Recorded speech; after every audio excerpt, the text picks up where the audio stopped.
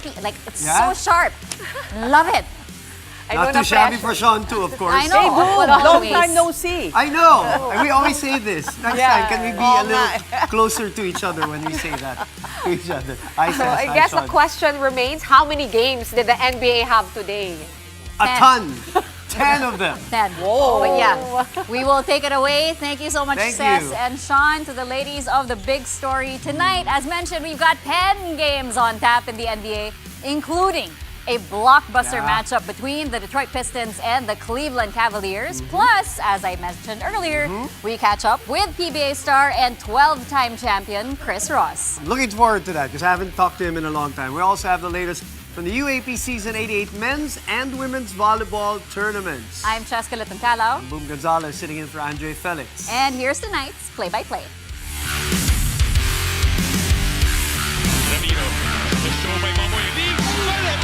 Puts it on. Unbelievable. Gemma on the left side. Oh, look out! Stopping another one. Bakunas rejecting Esteban for the win.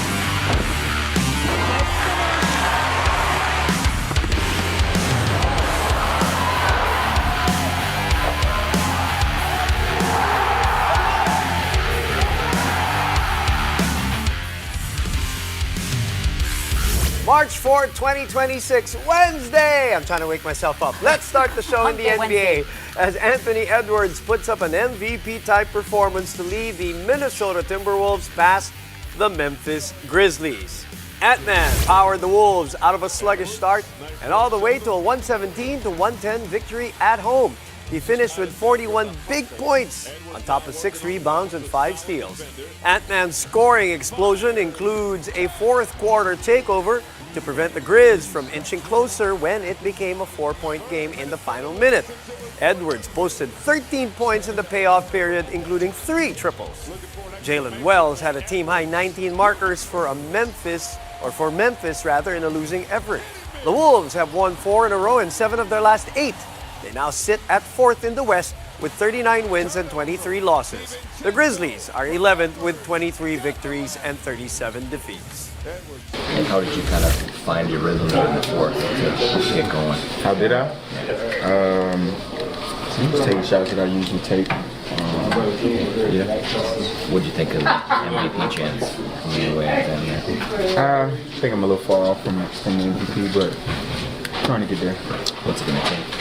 I don't think we can get to first place no more. So I think that was the only thing that could put me over the top. So always looking for ways to get everybody else shots. Like he literally doesn't seem like he's a positive shot at all. Yeah, I mean that's what we need because we got a lot of scores on the floor, especially when he checks in and it's me, Jaden, Julius, Nas, and somebody else. Like it's a bunch of people who want to put the ball in the hoop and can put the ball in the hoop. So having somebody like him out there who doesn't care to score, always looking to pass, is good for us. Over in La La Land, the Los Angeles Lakers unleash a furious closing rally to take down the New Orleans Pelicans. The Lake Show trailed by double digits midway through the payoff period, but they went on a 24-7 run to finish off the game, and the Pels 110-101.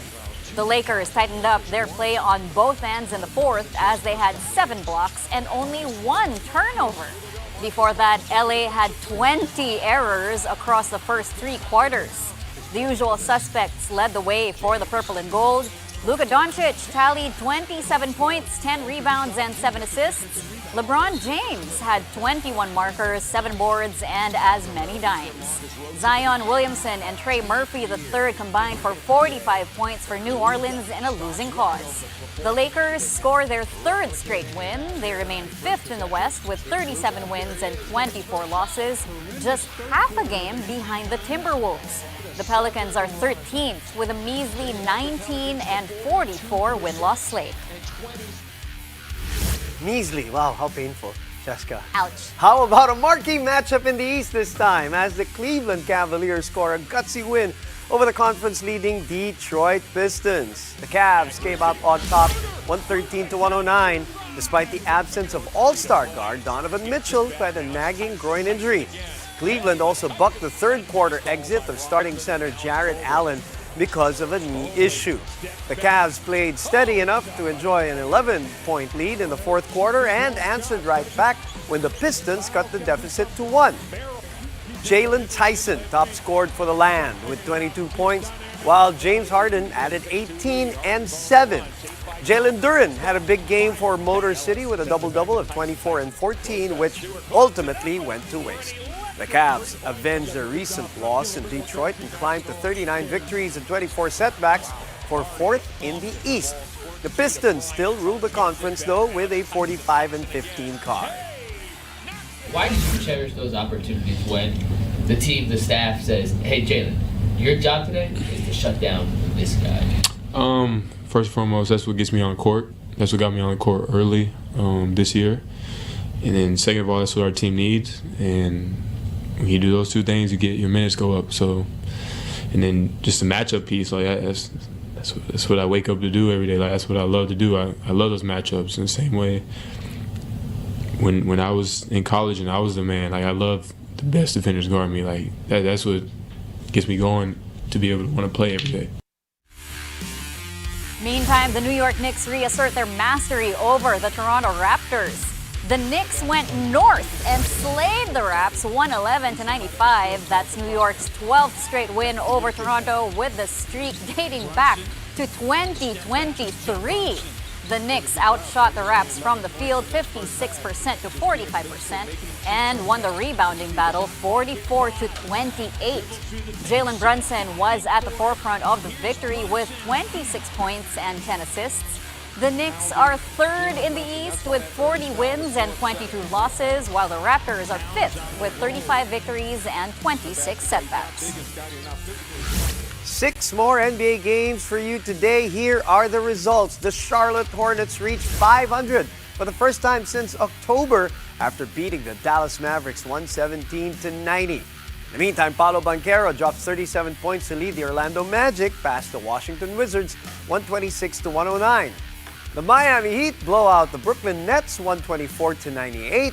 The San Antonio Spurs obliterate the Philadelphia 76ers by 40. 131-191, make that 131-91 rather. And the Oklahoma City Thunder without Shai Gilgeous-Alexander still take down the Chicago Bulls 116-108. And lastly, Jalen Green with 20 points, 4 steals in the Phoenix Suns' 114-103 victory over the Sacramento Kings. In other basketball news, after almost 3 years, Mikey Williams is set for a PBA comeback.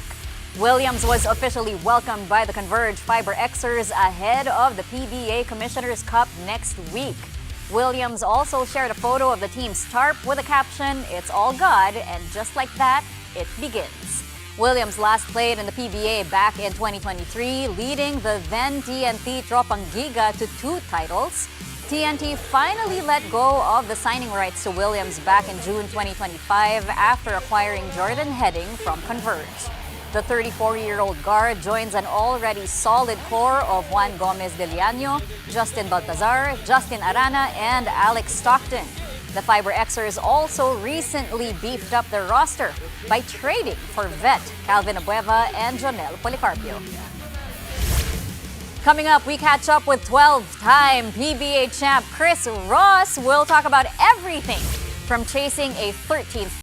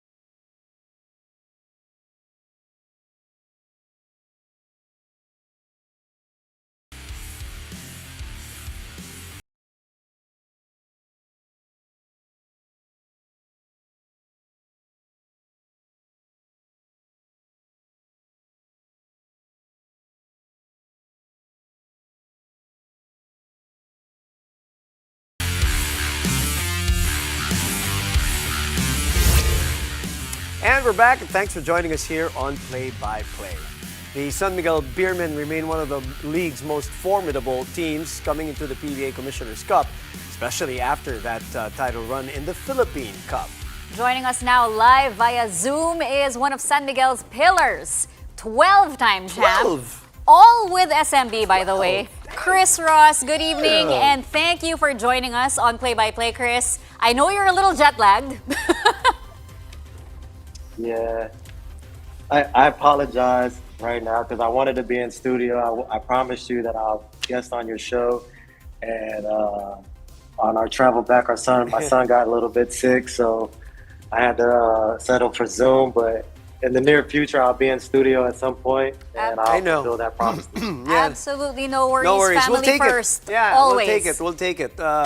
Thanks for taking time out still, despite everything. Yeah. Well, coming into the Commissioner's Cup, do you think about the disappointment of the last Commissioner's Cup? Is that on your head? It seems so long ago, man, because we played two back-to-back Filipinos, and we won both. So it seems so long ago. It doesn't seem like it was not that long ago. So I really haven't got a chance to wrap my head around this conference coming up. But obviously, we want to have a better showing than what we had last year, and San Miguel, it's championship or bust. So that's our goal right now. I mean, how are you liking your chances this time around, especially after 2 straight title runs in that Philippine Cup following that disappointment?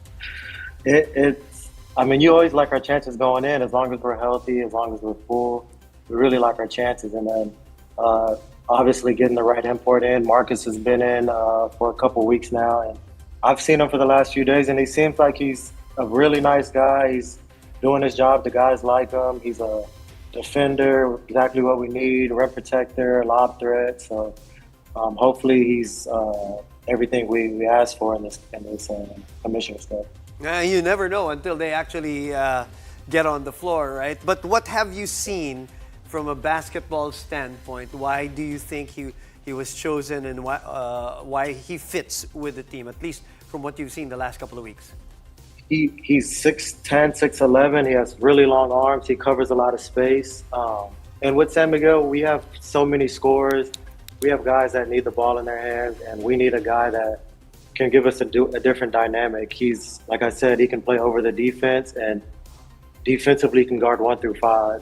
And that's really what we need on our team, because we know that defense wins championships, and we have enough guys to put the ball in the hole. And he can put the ball in the hole, but I think his calling card is defense. And when your import is playing defense, then everyone else has no choice but to follow. All right, so let's talk about lessons from the previous Commissioner's Cup that are now the keys to San Miguel reclaiming the Commissioner's Cup title.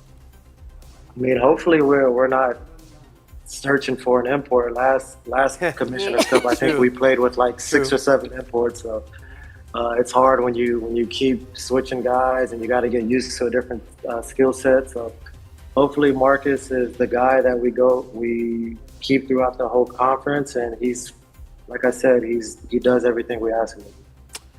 Okay, how are you still doing this, Chris? I gotta ask that question, and I don't mean it as any disrespect. I mean, I'm in amazement of it. Actually, we all are, Cheska, as you know.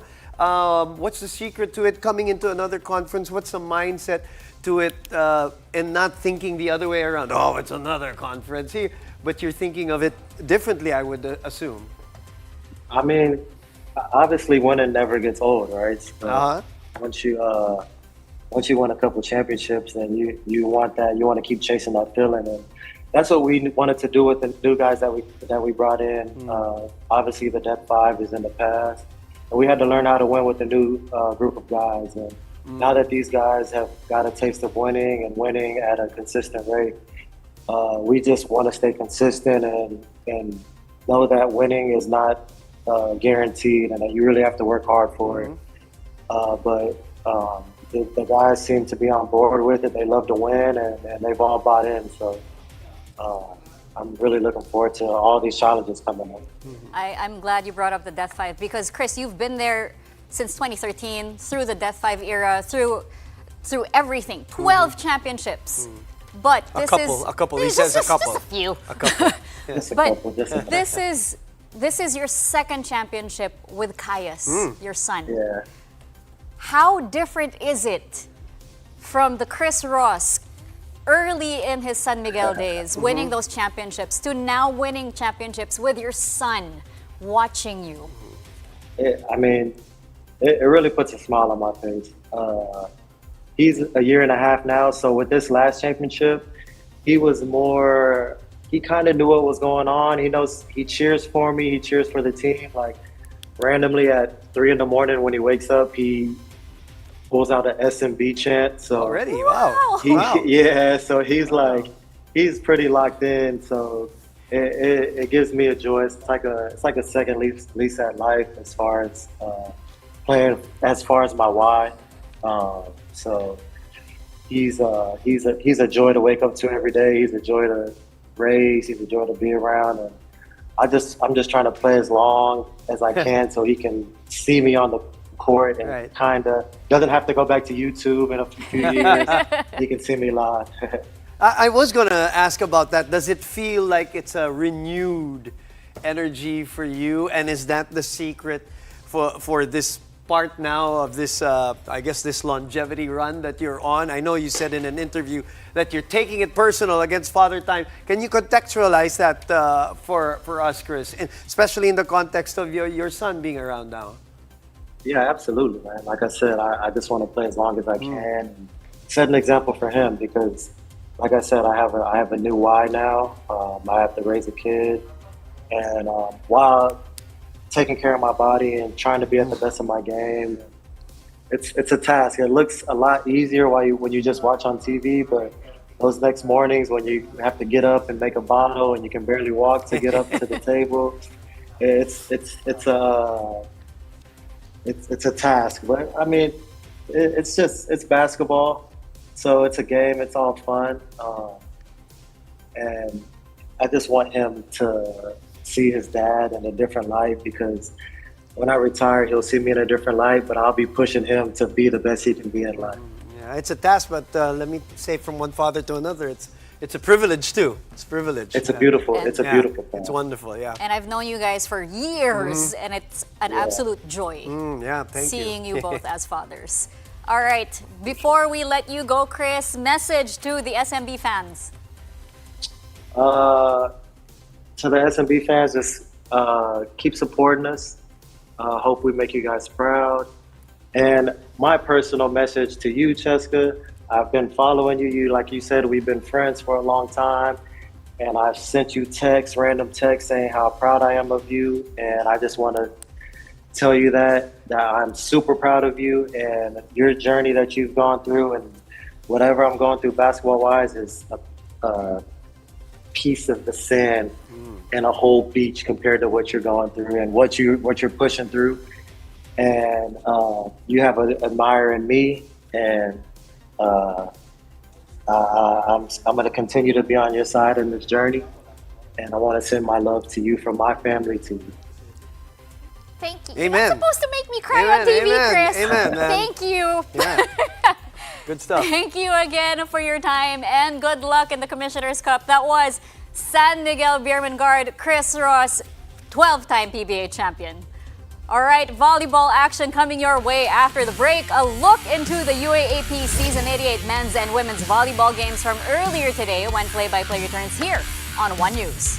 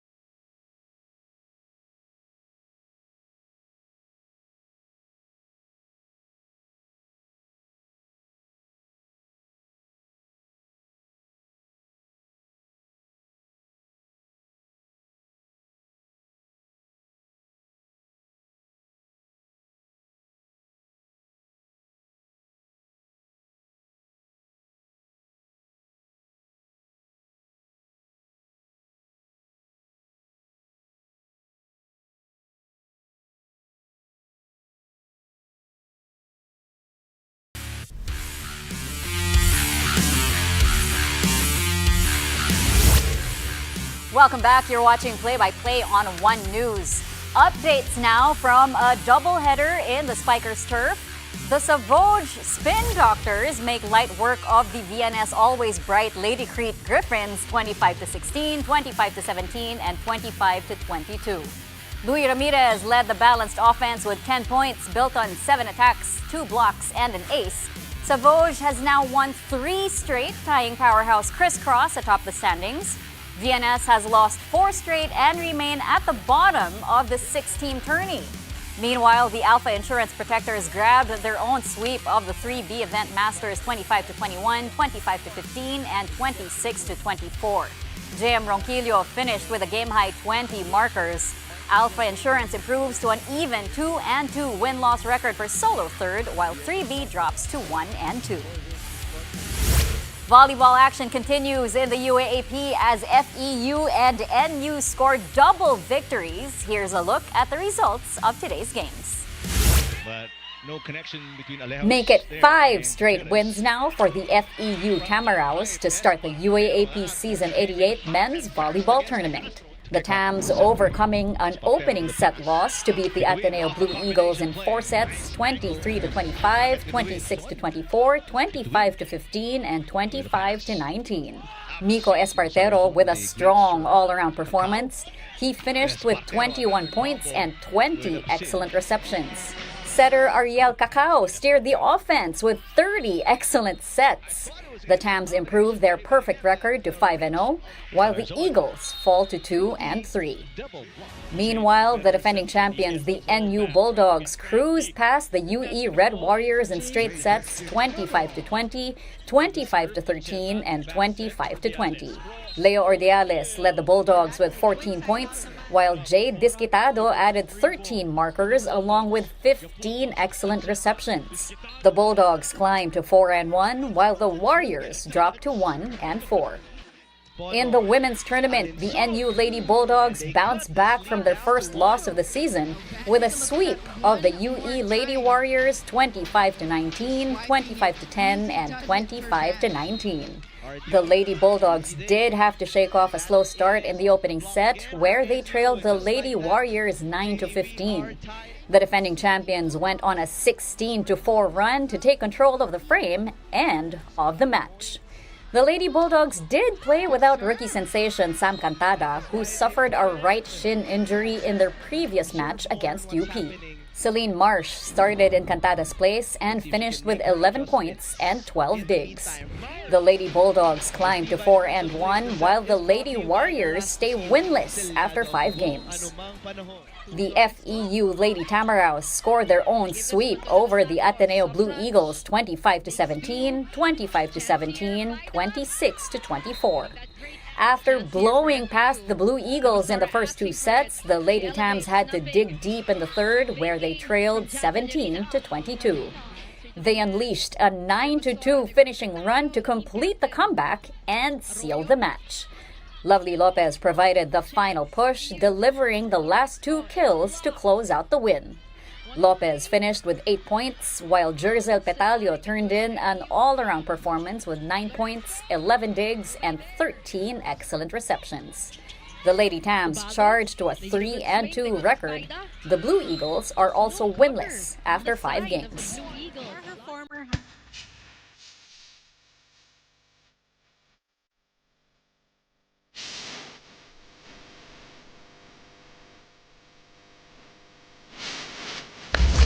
All right, from volleyball, we go to the NBA. Yes, it's an all-NBA lineup in tonight's highlight reel. First up, it's like watching Space Jam all the time when you watch the San Antonio Spurs, this time against the Sixers. Devin Vassell, he finds, look at that, Victor Wembanyama down the lane, not facing the basket, did not have balance, twirling around. This is impossible. It's ridiculous. It's unfair. This French phenom finished with only 10 points, 8 rebounds, 3 steals, and 6 blocks. Why? Well, because they did not need to score that many, as the Spurs blow out the Sixers 131-91. One more look. Look at that twirl. Not like a ballerina, but still good enough. Space Jam stuff. Next up, Suns versus Kings. Colin Gillespie throws it up high. for Kuya Jalen Green, who reaches back. He cocks it back. Thunderous dunk. He save. And then, of course, let's watch that again. The save, the pass back. Goes up to LeBron, and LeBron with the famous tomahawk jam sequence that is not something that you would see with the uncles, but we see it tonight. Smart had 10 points, 7 assists, 4 steals, 3 blocks. LeBron James, 21 markers, 7 assists, 7 dimes, and the Lakers outlast the, as Cheska would say, measly Pelicans, 110-101. And yes, tonight, I remember to say, back to you, Cheska! Oh man, no more Ric Flair. Woo! All right. Before we go, it's a familiar teammate for Filipina tennis star Alex Ayala in the BNP Paribas Open Women's Doubles Tournament. Ayala is set to team up once again with American teenager Eva Jovic. The pair will face the wildcard tandem of Hailey Baptiste and Yelena Ostapenko in the opening round on Friday. Ayala, currently ranked 105th in doubles, reunites with the 18-year-old Jovic, who is ranked 133rd. The two first joined forces at the ASB Classic in Auckland last January, where they made a run to the semifinals. The 20-year-old Filipina is also set for action in singles, entering the tournament as the number 31 seed and receiving a first-round bye. Ayala will open her singles campaign in the round of 64 against either Zhang Shuai or Diana Yastremska. A win could set up a possible rematch with world number 4, Coco Gauff. I was watching practice, and people came out for practice today. I think she was with Madison Keys, if I'm not mistaken. As what usual. A schedule the turnout, for Alex. yeah, the turnout. Well, that's what that's what happens when you become a top player already. Yeah.